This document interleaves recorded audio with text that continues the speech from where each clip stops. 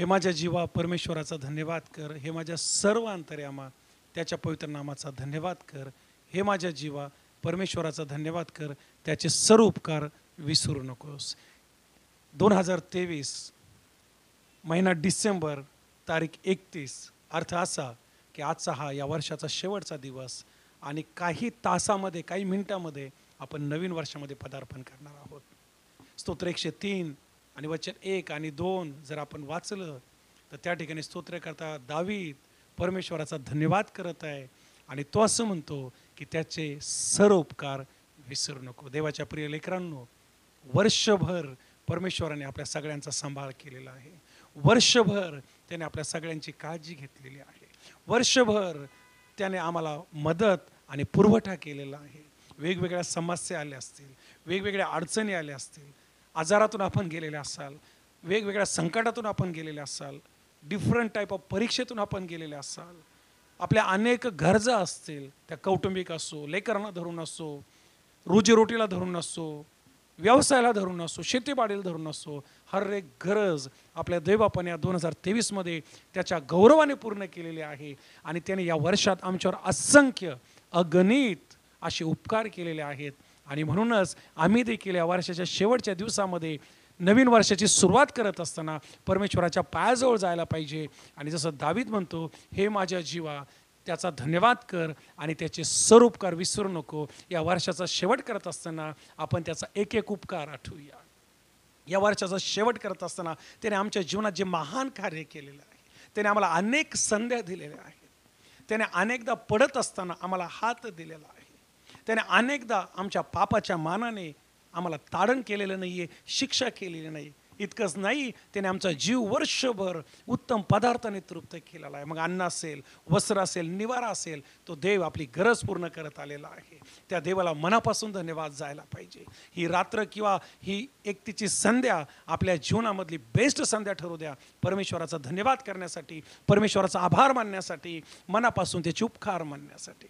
आता हा जो धन्यवाद शब्द आहे, याच्यासाठी जो हिब्रू शब्द आला तो अशा प्रकारचा आहे, टू डॉ.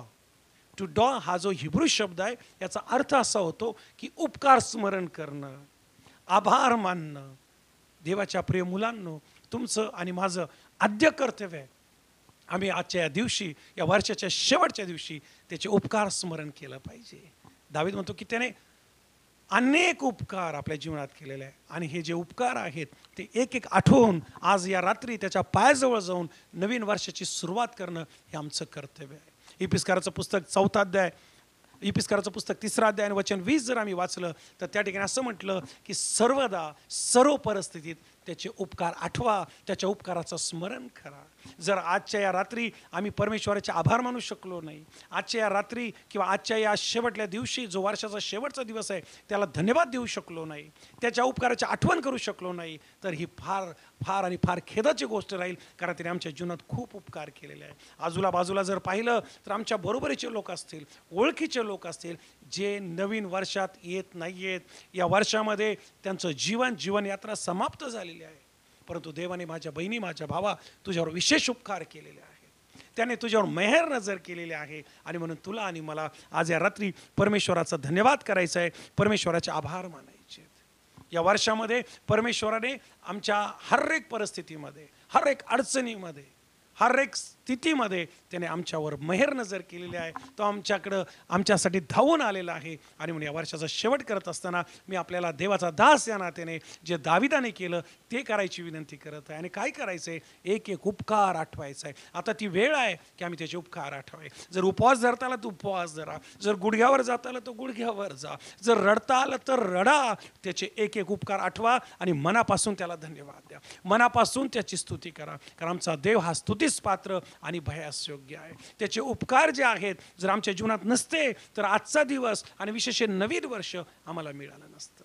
ही जी भक्ती आणि हा जो संदेश आपल्यापर्यंत येत आहे हा वर्षाचा शेवटचा संदेश आहे. आणि या वर्षाच्या शेवटच्या संदेशामध्ये आम्हाला दुसरं तिसरं काही करायचं नाही. वर्षभर आम्ही खूप मागण्या केल्या देवाकडं, वर्षभर आम्ही खूप डिमांड केल्या देवाकडं, वर्षभर आम्ही आमच्या वैयक्तिक गरजा सांगितल्या देवाला, आम्ही नेहमी देवाकडे मागत गेलो. पण आजच्या या समयी वर्षाच्या शेवटच्या दिवशी आम्हाला काही मागायचं नाही आहे. तर त्याने ज्या मागण्या आमच्या पूर्ण केल्यात, ज्या आमच्या इच्छा त्याने पूर्ण केल्यात त्या आठवायच्यात आणि त्याला धन्यवाद द्यायचा. हा राजा दावीद नेहमी एकांतात जायचा आणि परमेश्वराचे उपकार आठवायचा, परमेश्वराच्या उपकाराचं स्मरण करायचा. आणि म्हणून देवाने त्याला उंच केलं. जे लोक परमेश्वराचा धन्यवाद करतात, जे लोक परमेश्वराच्या उपकारांची आठवण करतात, जे लोक आपल्या चमत्कारांना जुने होऊ देत नाही, जे लोक आपल्या साक्ष्यांना जुनं होऊ देत नाही, जे लोक नेहमी देवाला गौरव देतात, देवाला धन्यवाद देतात की देवाने मला कुठून उचललंय, देवाने माझ्या जीवनात किती महान गोष्टी केल्यात, त्या लोकांसाठी परमेश्वर 2024मध्ये अजून मोठे मोठे काम करणार आहे.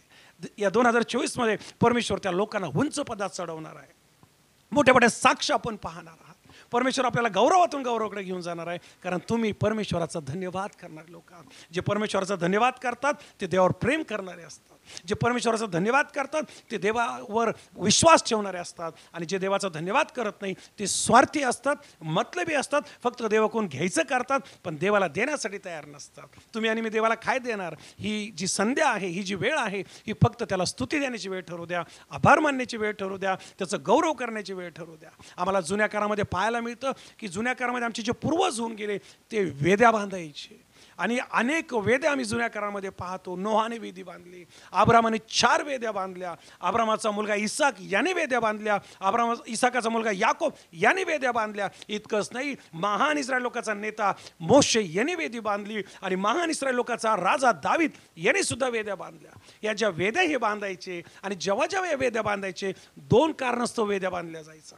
पहिलं जे कारण असायचं वेदी बांधण्याचं, परमेश्वराची आठवण करणं. स्तोत्र 103 आणि वचन 2, हे माझ्या जीवा परमेश्वराचा धन्यवाद कर, त्याचे उपकार विसरू नको. विसरू नको म्हणजे त्याची आठवण करत राहा. ही वेदी आठवण करायला लावते. आज रात्री तुम्ही आणि मी या जगामध्ये इन्व्हॉल्व न होता, जग जसं सेलिब्रेशन 31 डिसेंबरचं करताय ते न करता आम्ही देवाच्या पायाजवळ जाऊ, प्रार्थना करूया, आराधना करूया, ओ त्याचा आभार मानूया आणि ही आभार रूपी वेदी आपण त्याच्यासाठी बांधूया. इतकंच नाही, ही जी वेदी असायची हिचं दुसरं कारण असायचं अर्पण करणं.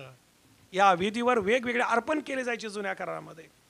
कोकरे, बकरे, होले हे अर्पण केले जायचे आणि या अर्पणाला त्या ठिकाणी देवासाठी केलं जायचं, कारण देवाने त्यांच्यावर उपकार केलेले असायचे. आज रात्री मी आपल्याला उत्तेजना देतो, नवीन वर्षात एंट्री करण्या अगोदर आता बकरा नकोय, आता कोकरा नकोय, हे अर्पण येशूने केलंय. आणि आम्हाला पाहायला मिळतं जुन्या काळामध्ये अनेक अर्पण होते आणि त्यात प्रमुख 5 अर्पण होते जे आम्हाला मोशेच्या नियमशास्त्रामध्ये पाहायला मिळत आहे. आणि हे जे 5 अर्पण होते, होमार्पण, दोषार्पण, शांतार्पण, पेय अर्पण आणि हे जे वेगवेगळे अर्पण होते, हे अर्पण देवाला केले जायचे अशासाठी की ते आठवण करणं आणि त्याला त्या ठिकाणी उपकार मानणं. परंतु आम्हाला पाहायला मिळतं देवाने तुमच्या आणि माझ्यासाठी जो काल आम्ही ख्रिसमस साजरा केला 2000 वर्षापूर्वी सर्वश्रेष्ठ अर्पण दिले आणि ते अर्पण त्याचे एकुलते एक पुत्राचं आहे. आता देवाला कुठलं कोकऱ्याचं बकऱ्याचं अर्पण नकोय, हे सगळे अर्पण बंद झालेत.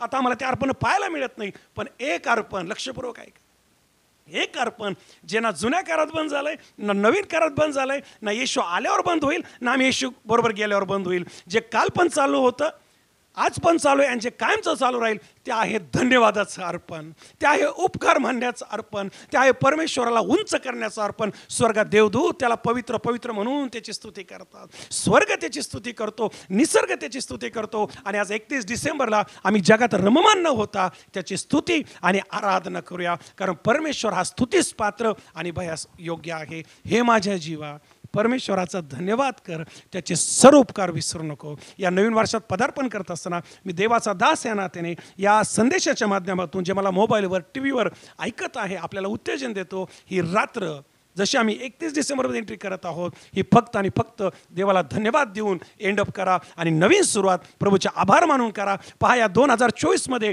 जे 2023मध्ये पेंडिंग काम आहेत ते झालेले असणार आहेत. जे आजार 2023मध्ये बरे झाले नाही, जर तुम्ही धन्यवाद देऊन सुरुवात करताल ते आजार बरे होणार आहे. जे 2023मधले बंधनं आहेत, जर तुम्ही धन्यवाद देऊन देवाच्यासाठी या नवीन वर्षाची सुरुवात कराल ते बंधनं तुटतील. ज्या आकाशात आपण हात घालताल या 23मध्ये जे झालं नाही ते 24मध्ये झाल्याशिवाय शिवाय राहणार नाही. परमेश्वर आपल्याला बरकत देईल. मी आपल्यासाठी स्वर्ग उघडलेला पाहत आहे जर आपण धन्यवाद देत आहात तर. मी आपल्यासाठी प्रभू येशूचा हात आपल्याकडे येताना पाहत आहे जर आपण त्याला स्तुतीचं अर्पण देणार आहात. या मी आपल्यासाठी प्रार्थना करणार आहे. आपण आज या रात्रीच्या वेळा 31 डिसेंबरच्या दिवशी देवाला धन्यवाद देऊन एक नवीन सुरुवात करूया. परमेश्वर या नवीन वर्षामध्ये आपल्यासाठी मोठ्या मोठ्या गोष्टी करू आणि 31 डिसेंबरची रात्र आणि हा दिवस आपण धन्यवादाने प्रभूची स्तुती करून याचा आपण एंडअप करू. प्रभू आपल्याला या संदेशाद्वारे खूप आशीर्वाद देऊ. परमेश्वराचा धन्यवाद करा, परमेश्वराचे आभार माना, त्याचे उपकार आठवा, त्याचे चमत्कार आठवा, त्याचा दयाळूपणा आठवा, त्याचा कनवाळूपणा आठवा. परमेश्वर आपल्याला उंच लेवलला घेऊन गेल्याशिवाय राहणार नाही.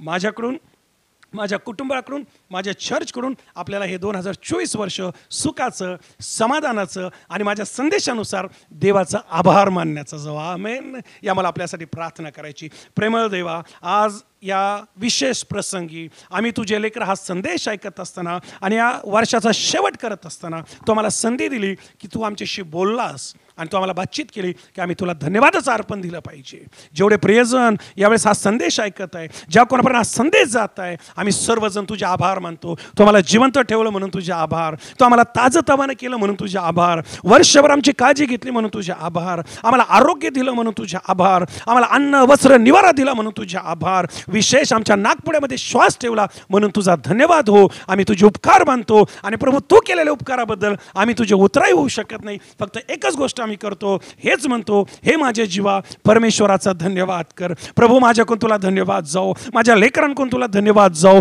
माझ्या कुटुंबाकडून तुला धन्यवाद जाओ. माझ्या जीवा जीव आहे तोपर्यंत मी तुझा उपकार स्मरण करो, मी तुझी स्तुती करो आणि मी तुझी आराधना करो. प्रभू मी प्रार्थना करतो, जे प्रियजन यावेळेस प्रार्थना करत आहे, तुझे आभार मानत आहे, तुझे उपकार स्तुती करत आहे, त्यांना स्पर्श कर आणि येणारं वर्ष त्यांसाठी सुखाचं, समाधानाचं आणि तुझ्या धन्यवादाचं जाऊ दे. येशूच्या नावात मी प्रार्थना करतो.